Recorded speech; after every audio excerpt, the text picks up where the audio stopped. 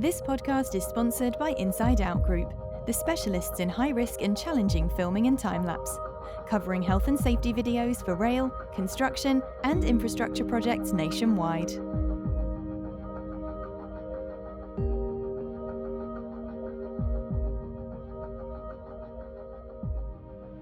And we're live. Welcome to this week's Safer Than Your Average. On the show this week, we've got Fraser Allan, Managing Director of CBES and formerly Group Director for Risk and Compliance. Fraser, if you just want to come in and introduce yourself. Hi Blair, listen, thank you very much for asking me to do this. I'm quite humbled and honoured by it. So, as you said, my position at the moment is a Managing Director with CBES. It's a company within the City Facility Management Holdings Group, which is a global business now. A number of businesses in the UK and businesses over in Australia and America and Southeast Asia. So amazing. So quite a global role then, Fraser. Well, no, my role, Blair, really is just in CBS, which is UK based. You know, probably have circa 600 employees, 130 million or thereabouts turnover. The overall group within the UK is another two businesses, City Facilities Management and City FM. And they're primarily, we look at my business is primarily a sort of engineering and construction orientated business, construction with a small c, mainly refreshes, fit outs, etc. We specialise within the food retail environment. So we have been throughout the last 3 months, you know, a great deal of our people have still been working to ensure that the nation and our clients have got their stores in place, and that you know, the population people can go and get food, etc. So it's been interesting. So we'll hear a bit about your background, Fraser. So if we just start right from the beginning, if you tell us a bit about where you grew up and your early life. Okay. Well, first couple of years of my life was spent in a wee place called Ballarnock, and then moved from there into a place called Bishopbriggs, just outside Glasgow. So spent most of my time there till I was in, you know, probably 21, 22. So I went to a little primary school called Balmouldy Primary School, went to a high school called Bishopbriggs High School. Probably typical upbringing, really, you know. Lots of pals, and you know, in those days you could go roaming all day. You know, you could go out in the morning at the weekend with your dog and come back at 6 at night. No one. I think my mum was happy to get rid of me for the whole day, to be honest with you. But the old, as long as you're home, by the time. Yeah, listen, absolutely, and I think the point, you know, I think you know that freedom is a great thing. You know, given that, you know, I'm using the word autonomy. It sounds a bit business-like, but you know, I spent a lot of my time outdoors. I still love going outdoors. You know, I like the mountains. I like, you know, hill walking, and I like fishing, and you know, I like getting out and about. It's nice, you know. Yeah, definitely. So if we move on a little bit from there then, Fraser, what did you do as your first job? Can you tell us a bit about that? So that's a very interesting point. My first job, I left school kind of disillusioned slightly, and I got an apprenticeship as a cabinet maker. So that is making furniture and what have you, you know. And I would, without blowing my own trumpet, I think I was quite good at it, but I really enjoyed it, you know. So that was my first job, apprentice cabinet maker. That was great, actually. Went to college in the old building and printing, Glasgow College of Building and Printing. Did all my studies there. I think, actually thinking about it, I think I won a prize for a sofa table, which I tell you right now, I've still got in my house. I think I must be a real frugal person, because it was saying Lindsay, not so long ago, I had a table that I'd made, and I made it in high school, and I still had it in my house till about 6 months ago. It broke my heart to get rid of it, you know, but I thought, enough's enough. This is ridiculous, you know. So I enjoyed that. I really enjoyed that. I enjoyed the creative side of things. I liked, you know, I moved after I'd done my apprenticeship. I moved into prototype work and all that stuff. I remember working with some great old tradesmen. Yeah. I've still got some tradesmen tools of one of my old tradesmen left me them. You know, sadly passed away, and he bequeathed me them, I suppose. And he's got all these rebate planes and spoke shaves and things like that. Just amazing. Guys work to build their collection of tools up across their career, so it could be 40, 50, 60 years worth of collecting these things. Absolutely, and you know, priceless. You couldn't, but you know, you wouldn't be able to buy them new now, you know. But you know, there's machines to do all of that stuff. But I remember working with an Italian tradesman called Fusto, and he worked with us. I worked with him for a year. And he came back, his wife was Scottish, and she'd come back for some treatment. And this guy, he was like Popeye, you know, the big arms, you know, really hairy arms, you know. And he could sharpen a chisel and just take the hair off his arms with the chisel. It was absolutely unbelievable. I've only ever been able to do that twice in my entire career. I mean, and this man, started his apprenticeship at 12 years old. Wow. And it was, and I think he effectively was, you know, the go-to, you know, he effectively, I think for the first couple of years as it, you know, mixed the animal glue. Now, so that's how far back, that's how old he was, the animal glue, and if you've ever smelt it, you will never forget it. Yeah. And what happens is they made it, you know, from bones and fur and all the rest of it, but you kept it in a kind of a bain-marie. So you heated it up every morning, and it melted the glue, and they would use the glue for,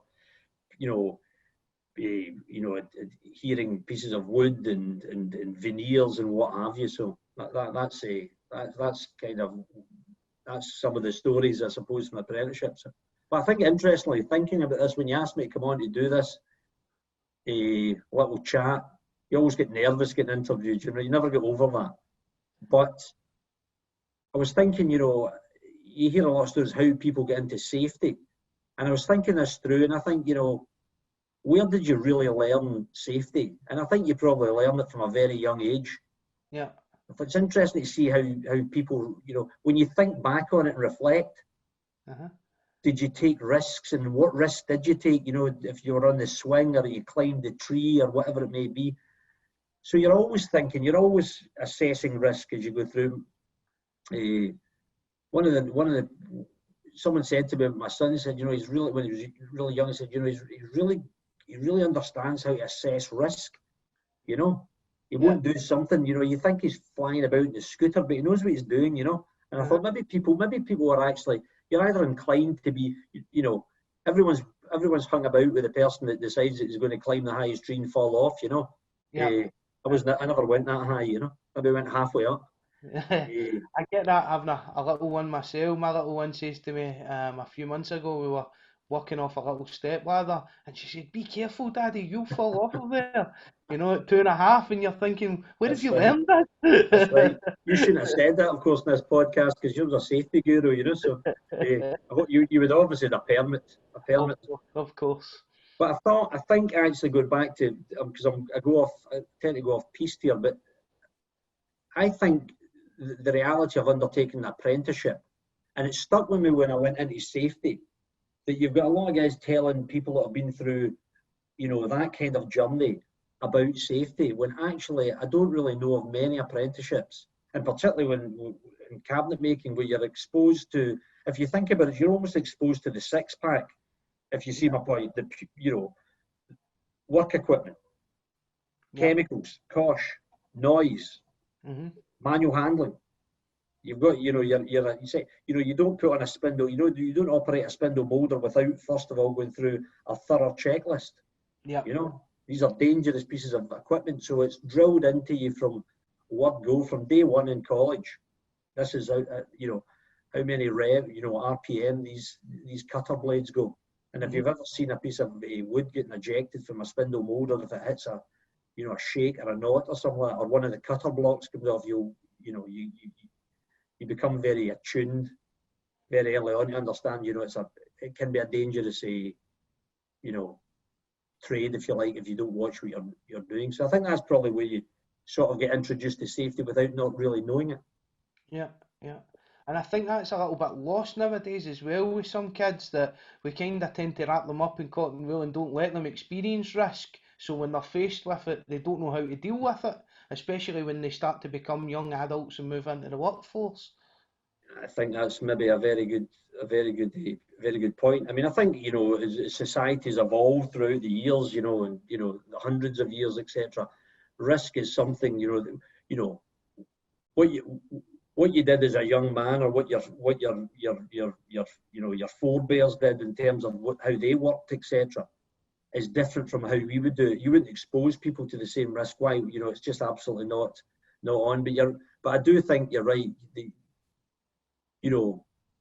Homo sapiens, I suppose, if you want to put it that way, you've evolved because you've had risk exposure, and you've got risk, whether it's physical risk or whether it's psychological risk, or whether it's risk in your own family life, or whether it's in the workplace. Yeah. It just comes in different forms. I mean, business is all about managing risk, whether it's health and safety, or whether it's strategic, whether it's client-led, whether it's that's what it's about, isn't it? Yeah, totally. So just moving on a little bit then, Fraser, how did you move into health and safety? This is normally the point that we get a big long story about how you became a safety professional after seeing people being injured or something along those lines, but I know you've maybe got a bit of a different take on that. Well, I don't have any road to Damascus story, and I've certainly seen a number of serious injuries in my time, as you would expect, as most people have. I don't have that. I don't have that story. I think I fell into it probably by luck. I'm a great believer in I'm not other people can shape your career. Everyone needs to be helped. Yeah. The people that really say I did it all alone, I'm not sure that's the case. If you really look back, you didn't. I moved from H. Morris, where I was a cabinet maker. I had 5 years there, and I moved to the Co-op funeral services down at King George V Dock in Linthouse. Okay. And when I was there, I thought to myself, I thought, what have I done? I've come out of school. I've got I'm a cabinet maker. I think I'm pretty good at what I do. But what do I want to do with my life? And I started putting myself through a night school at universities, management studies and marketing and all of that kind of stuff. And then when I was in funeral services, I used to make the caskets, the big American oak, high detail, and it was just great. It's great. Some of the guys you work with are fantastic, but the group safety director, I remember he approached me one day, and this was way back. This is way back in the day, as it were. And he said, "Listen, I would like you to put a fire plan together for the facility." Yeah. And I'm like, and at that time you're very conscious because you've got a lot of peers. You're a young man, and all these older guys are, what's he doing, Anyway, I did this to the best of my ability. As it were, and it was no different from a fire plan than today, other than the fact that it was back in the day. And then he said, "Look, I'd like you to go on a health and safety course." And I was like, "Why would I want to do that?" I mean, what is health and safety? As a subject, and I really was like, I kind of rejected that a couple of times. The chap's name was David Middleman, so I'm still in contact with him actually. They called him Dr. Death because he worked in a funeral services. That was his nickname. No one said it to his face, of course. But so he said, "Look, I want you to go and do this safety course," which turned out to be going back to building and printing, I went to for the second time. I'll come back on when I went the third time actually. Right. And I did the NEBOSH certificate. Mm-hmm. And I met all these people in that course. Some guys were just like me, other guys were older, you know, and people were from management and all that kind of stuff. And I very quickly got doing this and thinking, you know, this is quite interesting. Mm-hmm. You know, the stuff, the safety moment, isn't it? Yeah, well, you know, the safety stuff, you know, the TIC and the Fiat and all that was all second nature and all that kind of stuff. But all the other stuff and the legal side of things, and I really get into. And I remember speaking to a chap, and I was thinking about this. He probably was my first sort of mentor, a chap called Jim Watson, who was the ex-HSE, and he was the head of safety at the Royal, you know. Okay. I remember standing, and if you know building and print, what's that? The Royal Hospital in Glasgow. Royal Infirmary, yeah.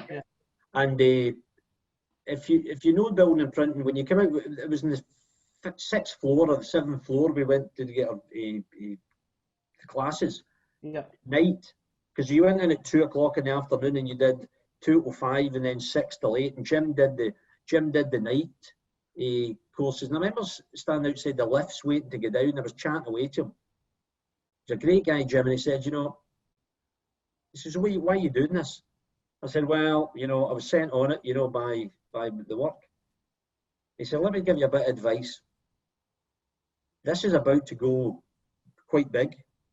This is in its infancy. And if you can shine in this, you will go far. And what he really meant was, and he really, you know, forced you to go down the rabbit holes rather than taking things at face value, questioning it and read and get into research and really to look at it from not just the practicalities of it, but from what I suppose safety professionals would call, you know, behavioural safety, if you get my point. Yeah. So that's kind of how I get into that, and then I went back and I was hooked in. I thought, this is great, you know. I want to go and do the diploma, and they wouldn't, you know, they wouldn't fund that. So I thought, right, well, you know what, I'm going to do this myself. And I sent away, and I got all the past papers and all the books and all, and I did it myself. And I then you booked a table at the University of West of Scotland, or the University of Paisley at the time, and I did my diploma. And it was just near the end of the diploma, there was a job came up. And another gentleman called George Wilson, whose sons Alan and Graham Wilson, they're big in the NEBOSH, the teaching and training and that. Said, well, there's a job coming up. I think you should probably go for it.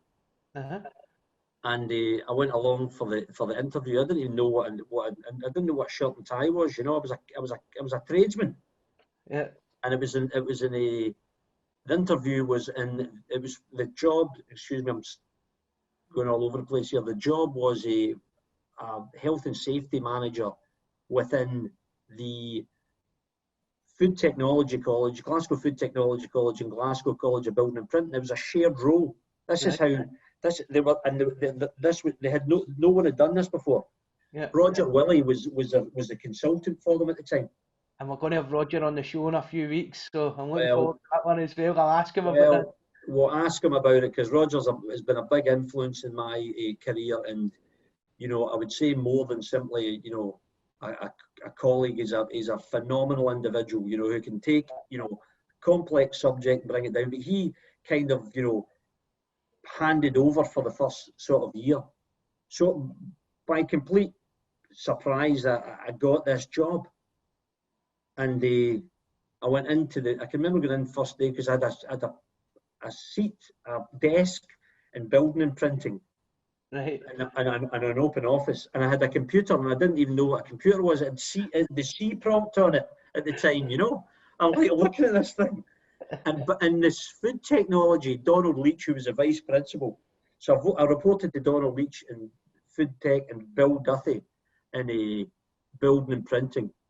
Both phenomenal individuals, and both gave me, you know, a real grounding. And I had an office. I got an office in food tech.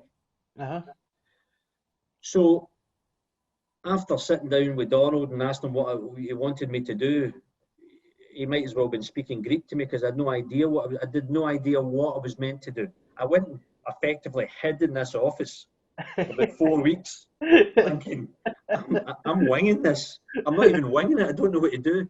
I think the saving grace was, look, this was a blank canvas in many ways. Yeah. And I phoned up Jim Watson one day, and he said, "How you doing?" And I didn't even need to say anything. He said, "Do you want me for a coffee or something?" I said, "Jim, that'd be great." So I went down to see, and I met him for a coffee. I was very sophisticated now. I could go for a coffee. You know, I was off the tools, and everything. And he said, "So how's things going?"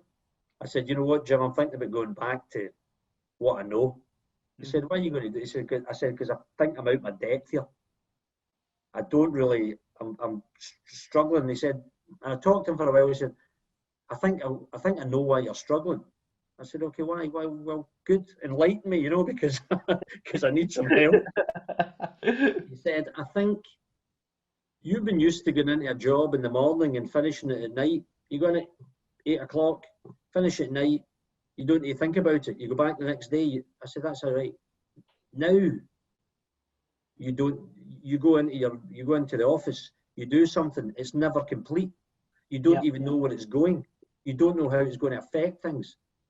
I thought, that's absolutely. He said, "You need to start thinking 6, 12, 18 months. And at that time, I'm thinking, really?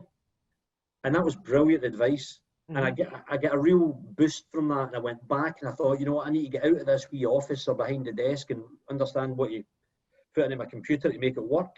And I just need to immerse myself in this." Yeah. And I went round, and I've done this in every single job. When the best thing to do, go and ask your boss what you should do first of all, because they should be there to mentor and give you advice, and then ask them about the people in the organisation. Yeah. And make sure they'll tell you this, or you know, whether it's, you know, it doesn't matter us, and they'll say, "Don't go and speak to Blair. He's a angry guy, or he's busy, or he's just aloof, or whatever." Make sure that guy's on your list. Yeah. And what was great about academia, I think, was you're dealing with people who are, you know, high up in their field. They've all got an argument. They all know their stuff, and so you cannot go in knowing more than these guys. Yeah. And that was a life lesson. And you know, if you take it going back to building and printing, I was having to speak to some of my lecturers when I was doing my apprenticeship.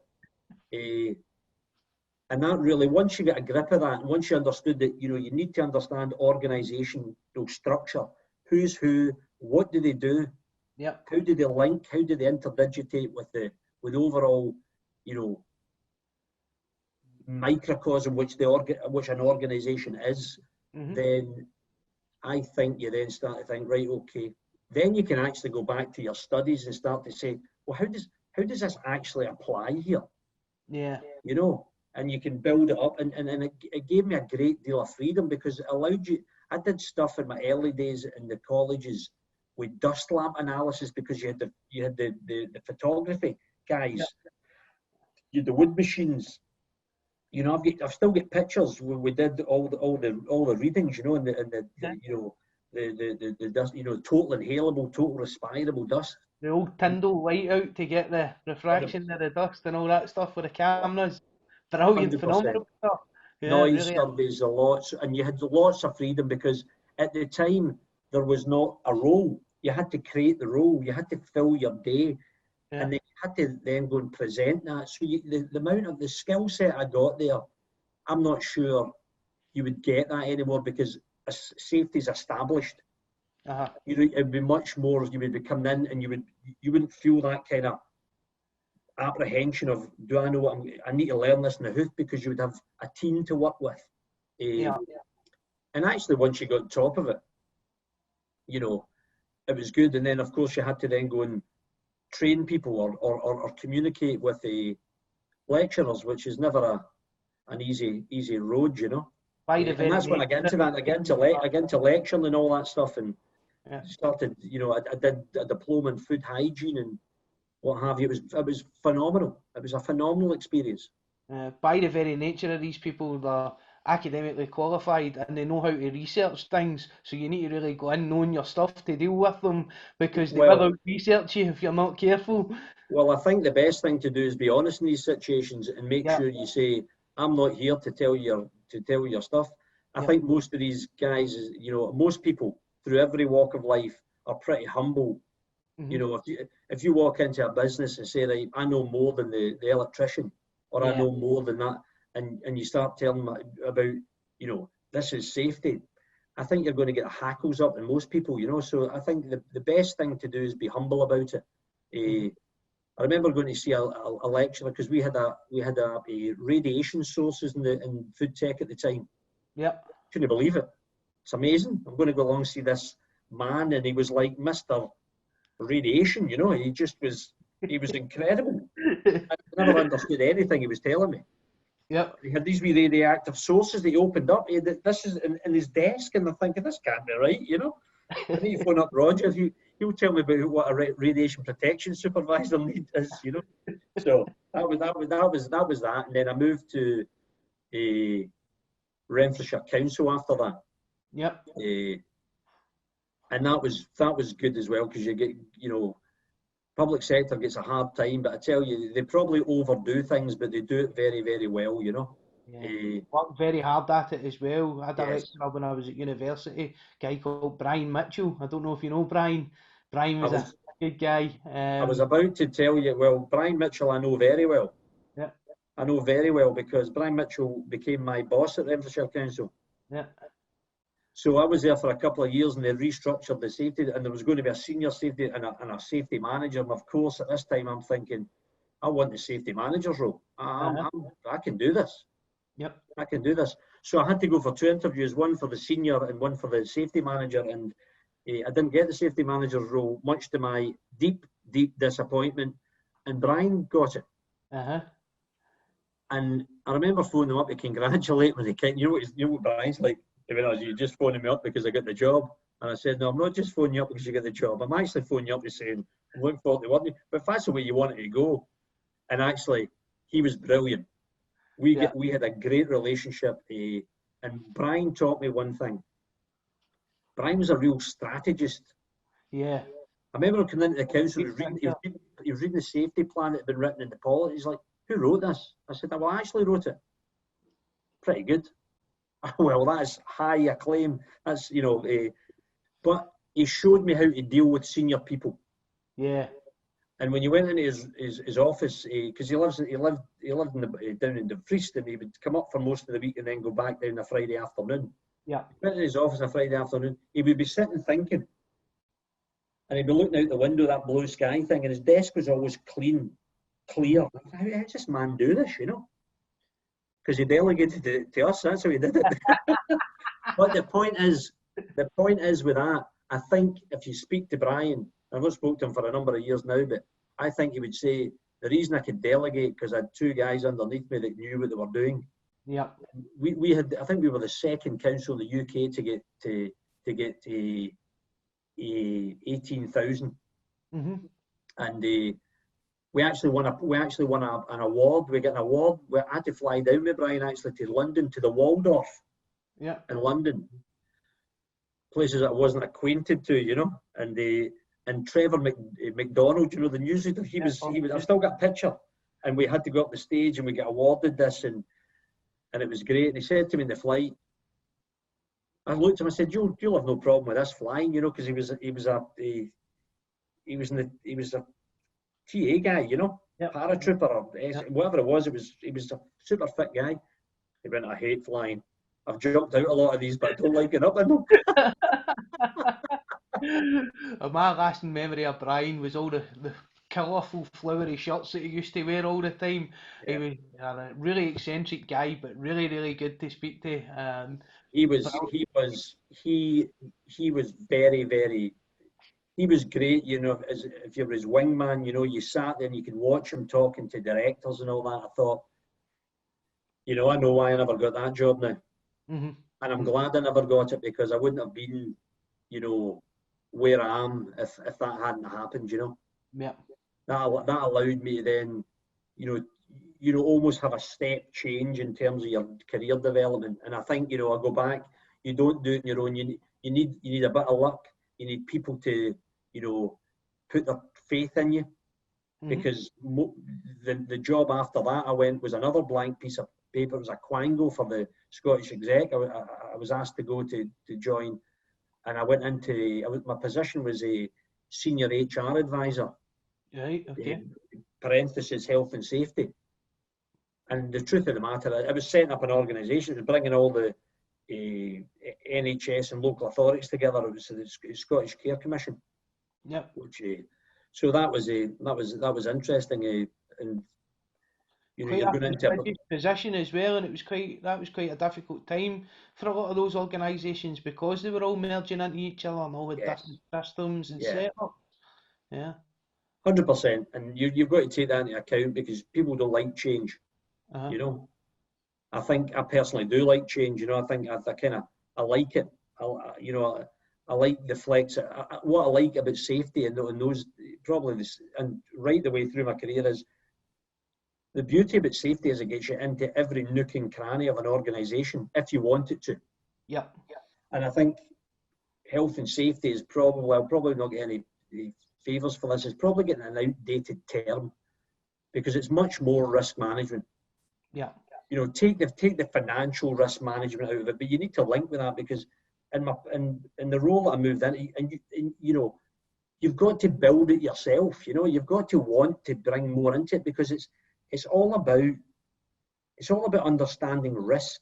And if you've been schooled in how to understand risk, you then got to be agile and flexible and see how does risk, look in different aspects. Effectively, food hygiene is no different from, HACCP's no different from risk assessment. The next stage is environmental. Quality is no different from that kind of thing. It's very, and they're all linked. And a lot of organisations had HSEQ, didn't they? Well, the next stage to that is what's happened for over the last 12 weeks. And if I'm right, I think we're in 87 or 88 days of a wee tracker for lockdown. So if I ramble on, maybe it's been getting to me, You've had nobody to speak to for a couple of weeks. Well, indeed. To take the other side of things, insurance, ELPL. At the time, I'm looking, the person who looked after the insurance was a finance guy. I never ever spoke to the safety team or the safety professionals, etc.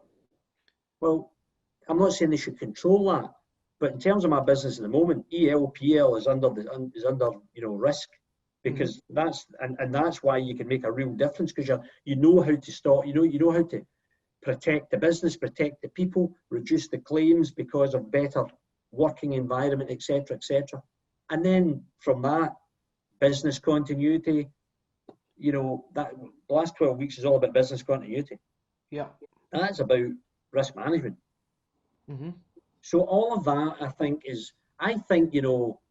what do I know? You only know, what you've experienced and things like that. From my point of view, I think, going back to Jim Watson's, if you can shine, you can, if you're good here, you'll shine. I think it's about also pushing yourself, stretching the boundaries, asking for a wee bit more, showing your abilities, and actually getting into every aspect of the organisation. And unless you know the organisation and the people, how do you build policies, procedures, systems that are truly integrated? Yeah. You need to know about every area in the business to be able to build those policies and procedures and how they're going to interact with them and the work that the people are carrying out. So I'm totally on the page with that one, Fraser. It's an interesting if you've done any consultancy in your life or you went in any businesses and and I used to do, people say, would you build me a management system, a safety management system, because we need one, Well, the answer to that is maybe. But what is the compelling reason you need that? Well, the last guy that came in, wrote me the safety management system. It's up on the shelf there. Yeah, well, it's up on the shelf because either it was written badly or more likely there was no buy-in from someone in the organisation. Yeah. But writing a management system is not what it's about. Mm-hmm. When I went to the role I'm in at the moment, I've been with City now for 17 years, I think. Mm-hmm. I went to see the manager. Actually, I was headhunted for the role, you know. Yeah. And the guy, you know, the MD at the time, phoned me up actually and said, "I thought you were going to come back to me." I said, "Well, look, I'm swaying here because I think I've got a really good career here, and you know, and there's a good career path and all that stuff." I was doing a master's. I've done a master's. I was doing a second one in HR, and he said, "Ah, well," and he must have known how to bait me because he said, "When I've met you 3 times now, Fraser. I thought you wanted a challenge." I said, "Right, when do I start?" That was it. The gauntlet was When do I down. start? So I left and probably didn't ask the right questions and arrived and thought, right, man, oh man, this is another blank piece of paper, and we're a business that's growing, but we're causing a lot of problems here, and we need to sort it out. And I said to him, "What do you want me to do?" And I started on the 1st of September. He said, "Look, we're right at the peak of our program, you know.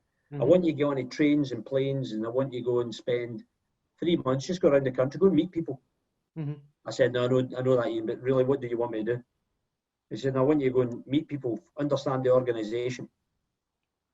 And I thought, how bold was that he was willing to say that.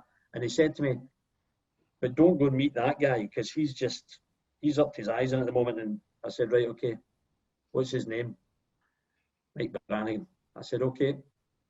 Give me his number, would you?" Wouldn't we want to see him? Exactly the people you want to talk to in the organisation. You know, you might as well get it over with, you know. Yeah. So it was interesting. So it's been interesting. It's quite interesting doing this talk. Actually, you get to reflect on what you've done, all the mistakes you've made, you know, which are plenty. So, what was the initial role you went to CBES as then, Fraser?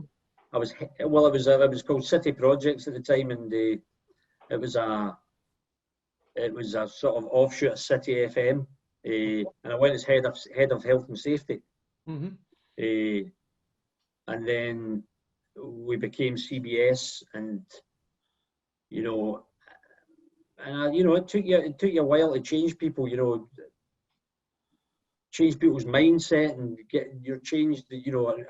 influence the culture, I think. And it's always been a real people business, and that's what I love about it. Is what is our USP? It's our people. Our people are unbelievable. See, the last 3 months, the stresses, the challenges, the strains, we have looked after our people in the right way, you know, and absolutely, I'm so proud to be part of that overall group, over that City family. It's just fantastic. So I went there as head of safety, and then there as well, Fraser. What's that? You've built a really successful team as well, not just in the safety aspects, but overall as an overall business. The business is doing really well, winning a lot of awards, really getting the name out there, and doing some great work. Yeah, safety's always been paramount in the business, and I think, you know, that was down. You know, you've got to push the cause, you know, but I think, you know, you've also got to try and get onto that senior management team, you know, and you've got to show your worth to do that. You've got to understand more than simply your narrow area expertise. You've also got to understand that safety is about, you know, looking after the health and well-being of your people and anyone else that's affected by it. But I think it's also about, you know, showing what the organisation is.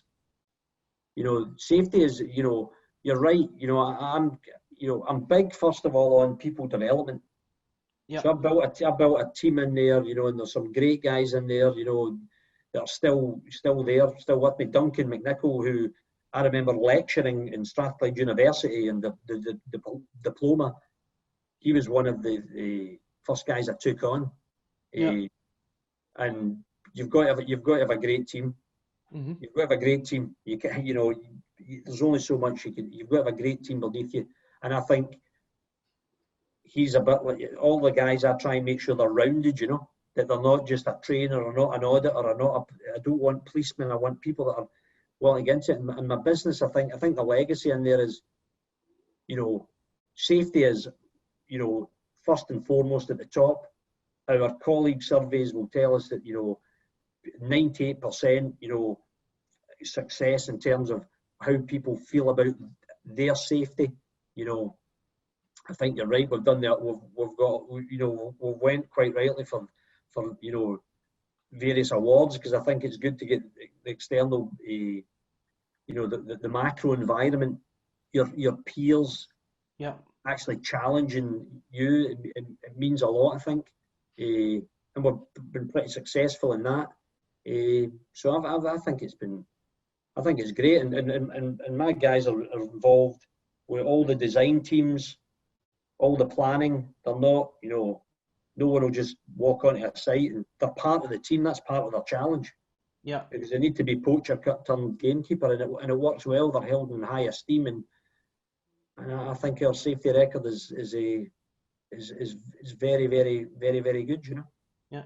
So I'm proud of what's been built within that business. Yeah. You made the transition as well, Fraser, into a managing director's role, which is a bit a unique career path for someone in safety. You don't hear of many people moving across from being director of risk and compliance and then moving into that role as managing director of the organisation.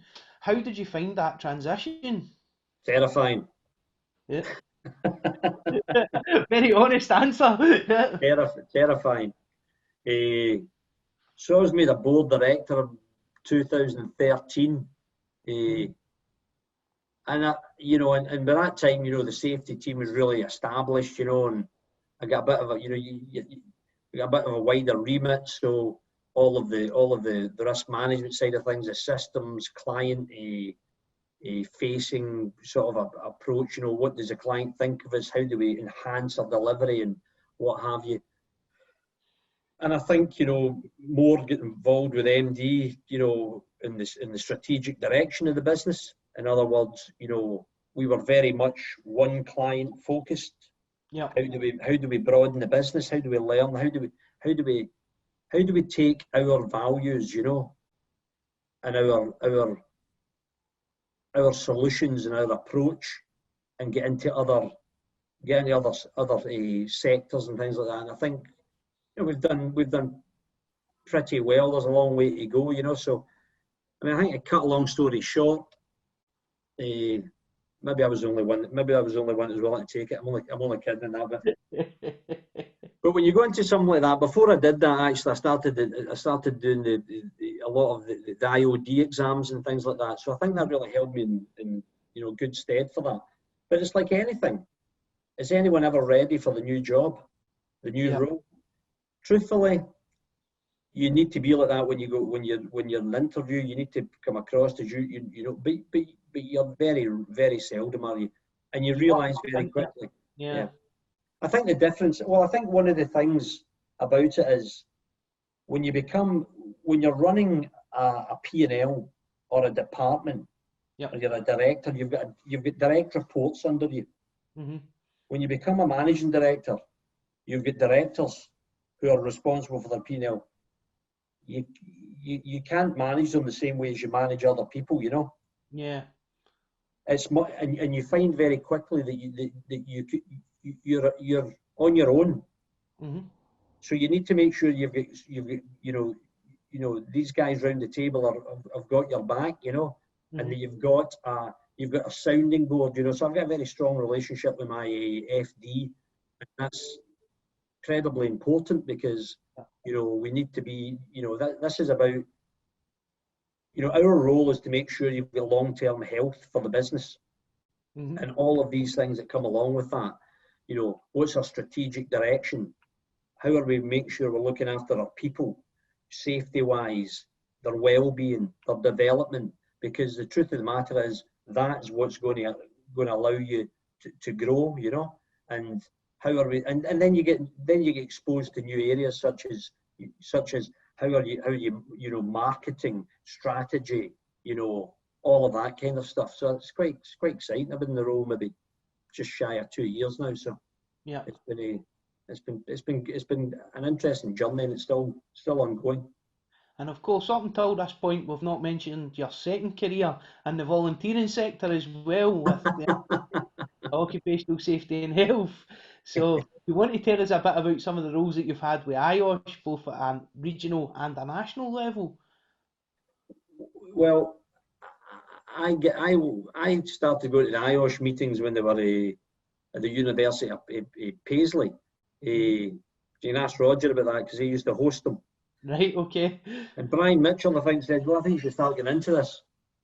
And I did, and for the West of Scotland branch, and I've been a member of that for a long time. I've been branch chairman a couple of times, and BEDAs, and I'm the treasurer at the moment, and I'm also on the IOSH Council, and I think why do you do that?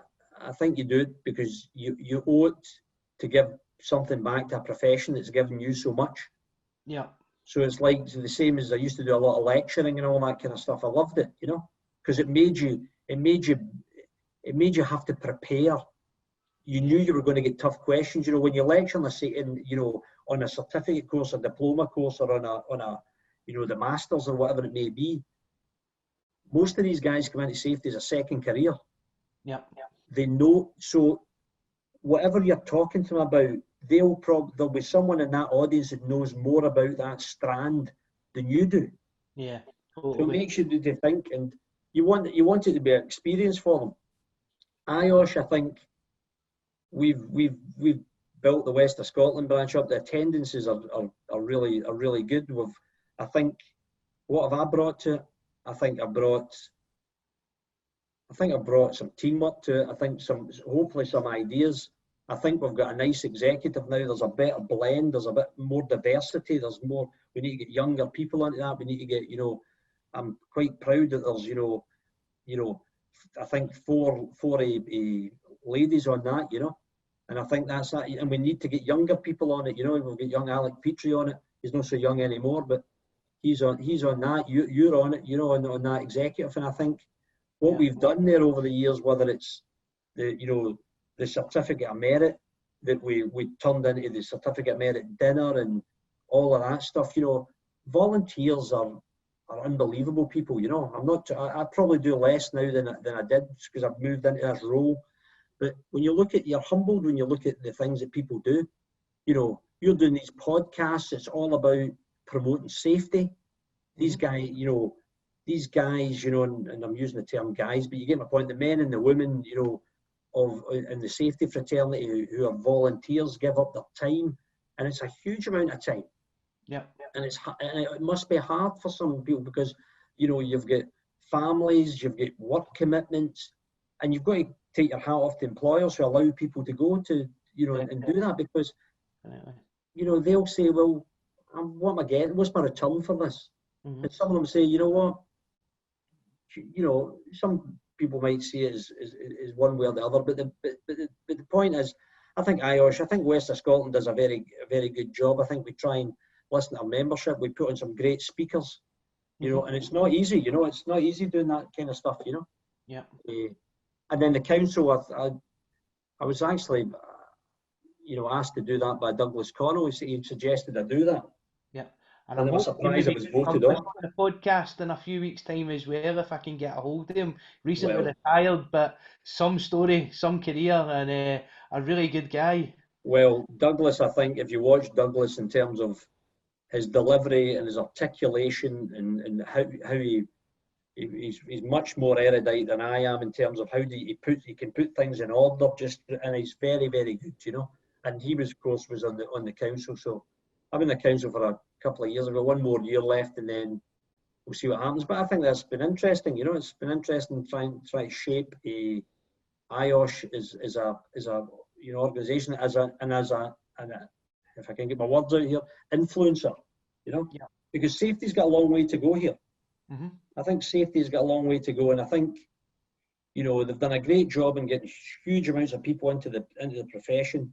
And every business has got safety, and it's seen as, generally terms, it's seen as, as a real motivator and a real key driver, and should be up there in the top of the agenda.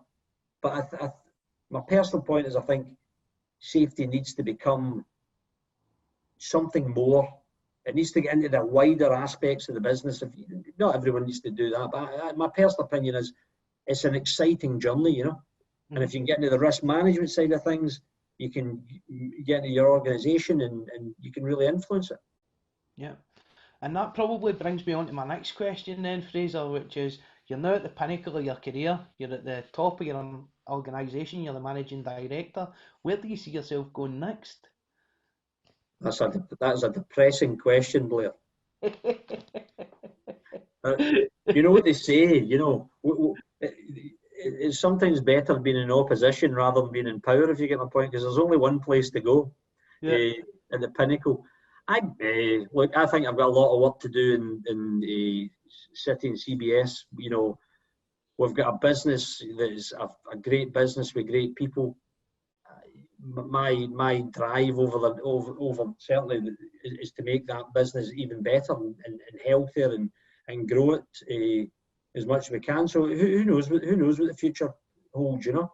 Yeah. I think you know, you've got to enjoy it. That's the point. If you get out of bed in the morning and you have to question yourself why you're doing what you're doing, don't blame the organisation or your colleagues or anything like that. Look at it and say, look, I think I maybe need to go and get another fresh challenge. Yeah. And a lot of organisations are waking up to that now. It used to be seen as career hopping if you move jobs every 3 years. How I would see that nowadays, if I saw someone's CV, they'd been in a role for 3 years, is they got to a point that they were stagnating in the role and needed a fresh challenge and have moved on. Yeah. And that may well be one side of the coin. I think, you know, I'm proud to look at how the longevity of you know, a great number of our colleagues, you know, and they've been with the business for a long time. So I do get that you might want a churn, but what you don't want to do is get rid of too much experience. Yeah. It takes a long time to build up experience. It takes a huge amounts of time to build culture, you know. And once you've got it, and once you've got people working together, and you've got a good camaraderie, you know, and you actually know people in your business. I've seen that as well on the other side of things. So a lot of people are now boomerang employees as well, that they'll go and try something else out for a couple of years and then go back to the organisation they were originally at. One of the first companies I experienced that with was the Robertson Group. You would meet people that had been with the organisation for maybe 10 years, went away to try something different with another company, maybe 2-3 years down the line, they were back and they knew everybody in the organisation, and all of that organisational learning was coming back with them. They knew the history of the business and knew how to develop it through. Absolutely, you know,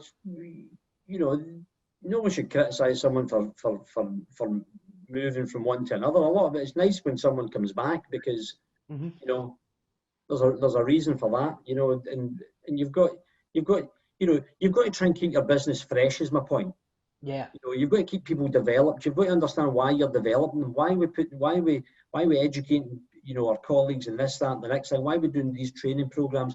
You know, where's our succession planning, where's our development, etc. People need to see. I'm a big believer in everyone owns a business. I do roadshows every year and I tell people, I think it's right that you're out there getting asked questions. Yeah. So here's our strategy, here's the targets. You can measure where we are against these targets, your report card, because at the end of the day, in organisations, you know, the responsibility, you know, and a safety point of view is to keep people safe and healthy, make sure they go home the same way as they came into the office or the site or the, you know, the facility that morning. That's important. That's absolutely fundamental. And then I think, and top of that, you know, you've got to be saying, right, okay, is it a good place to work? Is it fun to work here? Yeah, and that's a key thing as well, isn't it? If an organisation's enjoyable to work in, people are going to want to come there to work for that organisation, especially if they're seen as the kind of pinnacle in the business. You could have two companies like for like, but one's fun to work with. Everybody's going to choose the one that's fun to work with, and then you get the best people coming to work for your organisation. Yeah, look, and it's, you know, how do you do it? You know, how do you recruit people? How do you bring people on? How do you you know, it's all these big questions. How do you grow your organisation? Do you grow organically? Do you, you know, how do you know, all of that stuff, you know, there's, you know, but people have got to see it as No, they don't. That's wrong. They don't have to see it as anything. But it's nice when you get feedback from people saying, thanks for that, thanks for sharing that with us, thanks for communicating, thanks for treating us the right way through the last 12 weeks. Yeah. Thanks for, we've had to put you in furlough, but you know what? You're not losing anything. We'll make sure that you're in the same position as you were before you, because actually this is about getting through a tough period and then coming out and thriving at the other end. Yeah. And there's been two types of organisation with the COVID-19 crisis emerging. There's been the organisation that's taken the approach that yours is, Fraser, that they're really looking after their people, and then there's the ones that have treated people badly, going through the crisis and paid a lot of folk off and not giving them the right amount when they're furloughed and asking them to work while they're furloughed. I saw a study today on the news that approximately a third of people who've been furloughed have been asked to work by their employer during the furlough period. Well, I think, this is unprecedented, uncharted waters. I think, well, I don't need to think it is. It's challenging times. It's hard to criticise the early stages of this. Everyone will have their own thoughts on whether, lockdown should be eased or not, as it were. I think, my job and my responsibility is to my business and the people within that business. And I think it's about, can you stand back and say you did the right thing here? And I think that's what it is. And if other businesses happen to operate in other ways, that's probably not for me to comment. But what will be interesting when we come out of this, and we will come out of it, this won't be with us forever. This is a serious situation, but we'll come out of it. It'll be interesting to see how people value organisations after this. Totally. Because maybe one of the questions will be is, how did you cope during the pandemic? How did you treat your people? So you can come out with mission statements and visions statements and values and all the rest of it. People talk about culture. We need to change the culture, as if you could just do it. Well, the truth of the matter is, you can have all of these things, but people are getting ten-eye. And what I mean by that is, they got a pretty good idea of what the culture is in a business without having to read these things. These things are important, but I'm not disputing it, But, I think it'll be interesting when you come out of that, because I think culturally and morally, I think we've done the absolutely right thing in our business. And we could have done other things, but we've not. We've done the right thing. The ramifications of this will be, I think, is something that's probably been poorly assessed. I think this is going to have, big ramifications. Human, been locked up for 12 weeks because we're on day 87, I think I said to you, so that's going to have effects on some people. There's no doubt about it.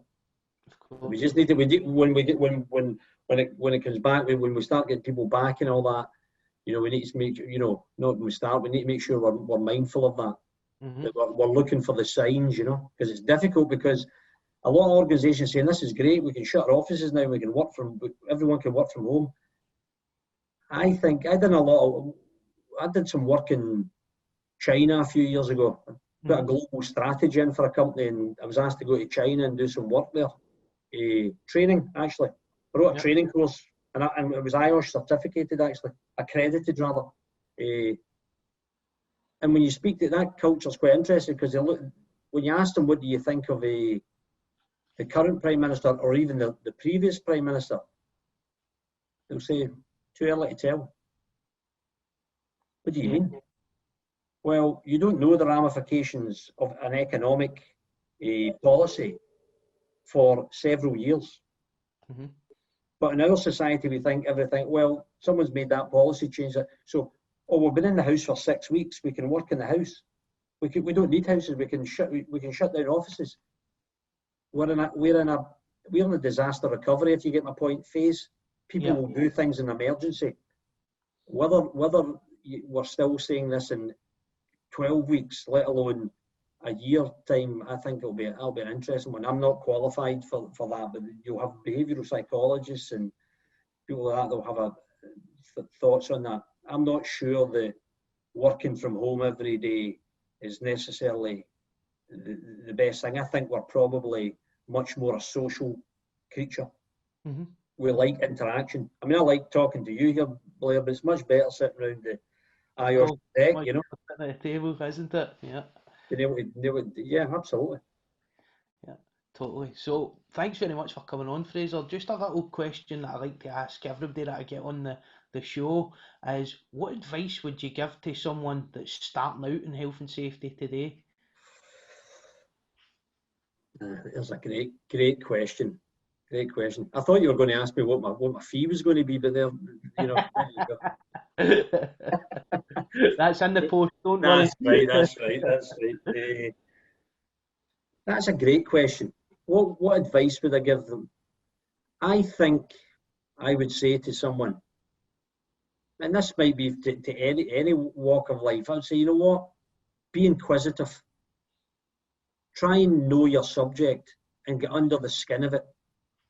You know, try and, you know, certainly be hungry. Mm-hmm. If you're going into an organisation, do what I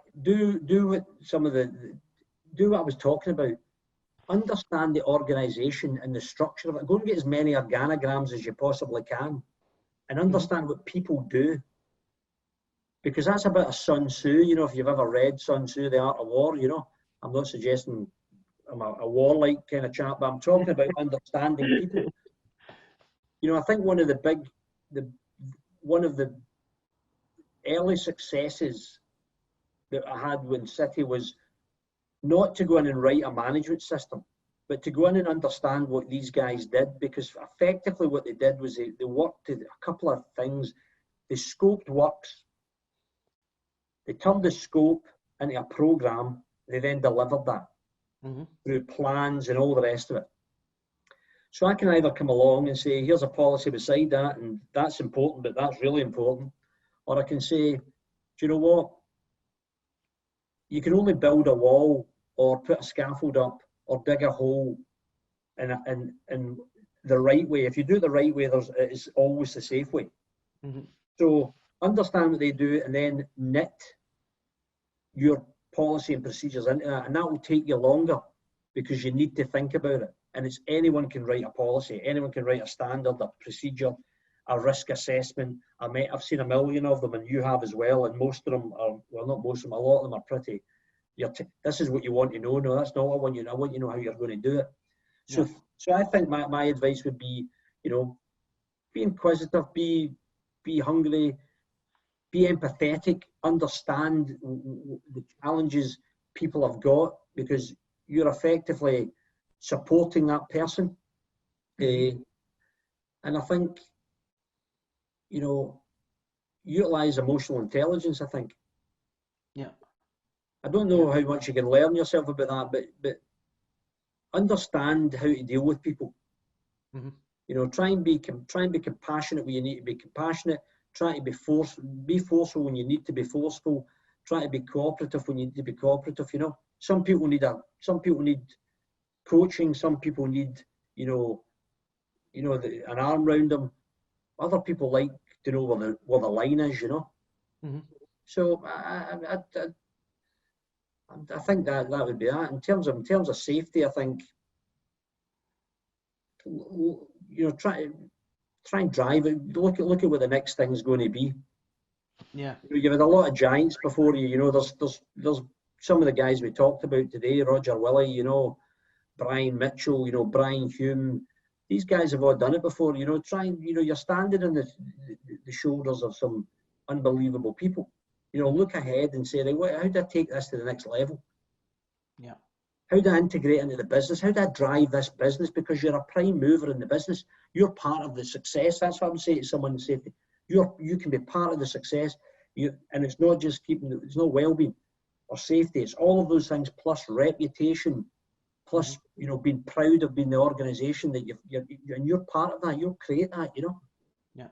And that probably, as a managing director, I would imagine is one of the things that would keep you awake at night is your business reputation. It's fundamental to everything that you do.